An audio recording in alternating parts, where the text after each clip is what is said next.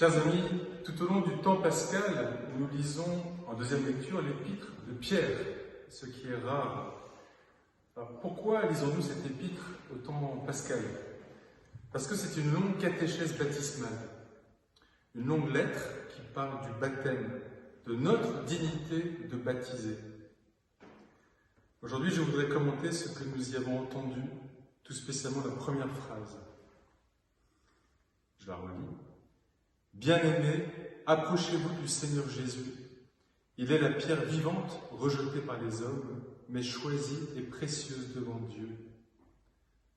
Vous aussi, comme pierre vivante, entrez dans la construction de la demeure spirituelle pour devenir le sacerdoce saint et présenter des sacrifices spirituels agréables à Dieu par Jésus-Christ. Qu'est-ce que c'est beau et intense! Alors tout d'abord, pourquoi Jésus est-il comparé à une pierre? En référence à un passage dans la Bible souvent cité, et d'ailleurs cité dans ce passage de Pierre, l'aide de Pierre que nous avons entendu. Extrait du psaume 117.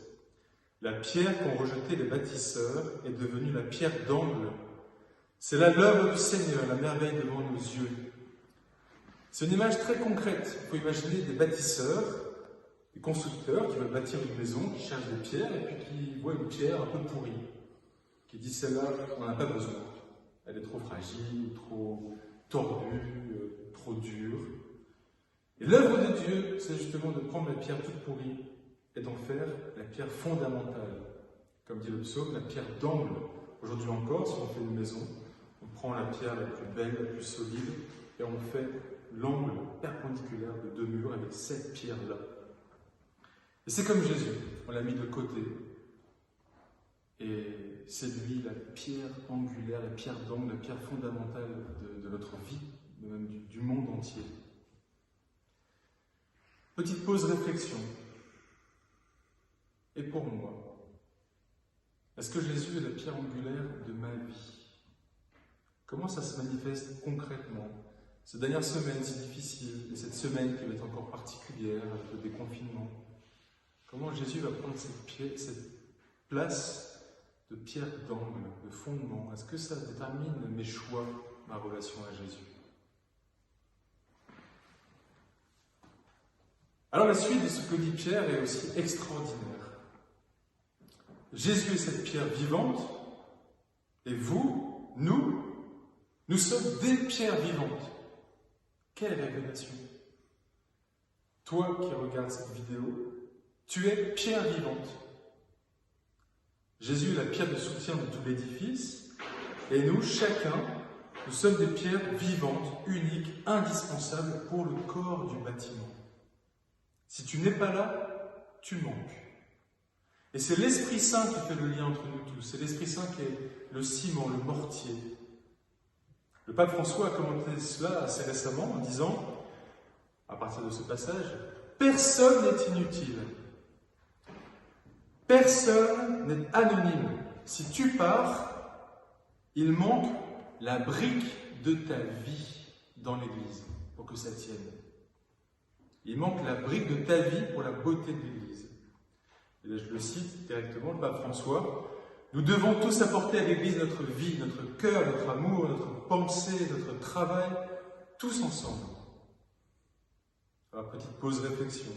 Et moi, est-ce que je suis une pierre vivante, joyeuse, active, heureuse? Ou est-ce que je suis dans cette Église, dans notre Église, de manière plus concrète, dans notre communauté, une pierre terne, lasse, ennuyée, indifférente, un peu disjointe, un peu solitaire? Si tu n'es pas là, tu manques. Alors là, concrètement, tu n'es pas là, puisqu'on ne peut pas encore se rassembler pendant quelques semaines. Mais justement, j'ai vu passer dans les multiples dessins humoristiques qu'il y a sur les réseaux sociaux ces dernières semaines, un petit cartoon que j'ai trouvé très très bon. C'est le diable qui dit à Dieu, « Alors tu vois, j'ai fermé toutes tes églises. » Et le bon Dieu répond, « Et non, au contraire, j'en ai ouvert une dans chaque foyer. » C'est ce que nous vivons, chacun chez soi, comme on peut, parfois de manière très active. Une paroissienne me disait qu'elle avait vécu comme 2 mois de retraite spirituelle, de retraite intérieure. Parfois, c'est difficile de se remettre à la prière, à l'idée de revenir à la messe. Alors justement, comment encore, dans ce mois de mai, ces 2 semaines, comment allons-nous vivre cette réelle mission de pierre vivante?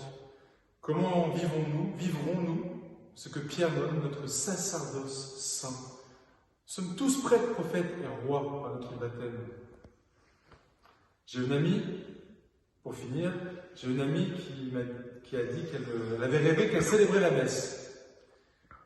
Non pas qu'elle veuille devenir prêtre, mais elle dit, mais c'est pas si étonnant que ça en ce temps de confinement, parce qu'on vit comme une petite messe dans notre cœur, dans notre maison.